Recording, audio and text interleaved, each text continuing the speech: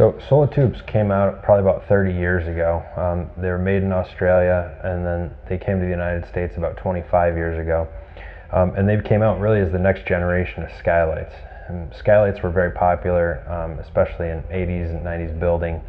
But the problem was that they almost always leaked.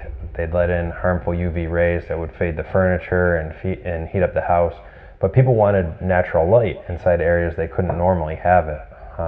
So when Solatubes came out, they came out to be able to have all the benefits of the skylight without the problems. So a Solatube is installed inside the roof line with this flashing that's circular. The biggest problem with skylights and them leaking is the fact that they're a rectangle, and what ends up happening is that water over time will sit here and it'll weatherize, and that water is going to come right down inside the house. Solatube flashing is circular, so the water doesn't have anywhere to sit. It just rolls right off. And because of that, there's leak-proof warranties on all of these units, so that you shouldn't have any problems with them properly installed.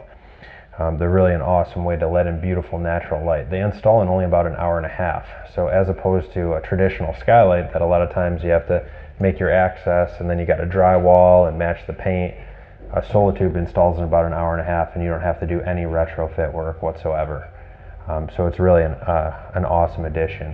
Another reason is a skylight, for example, when the sun's coming over your house, it's got to be almost right over it to get a good amount of sun.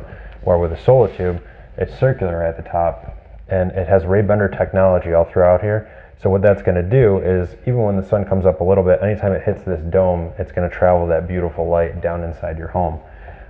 They're Energy Star rated, so they're not going to heat up the house whatsoever. And they're never going to fade the furniture or have any kind of problems whatsoever with heat infiltration or fading furniture. So really awesome invention, and I highly recommend them as opposed to a traditional skylight that's going to be a lot more expensive and be quite a bit of intrusion in the house.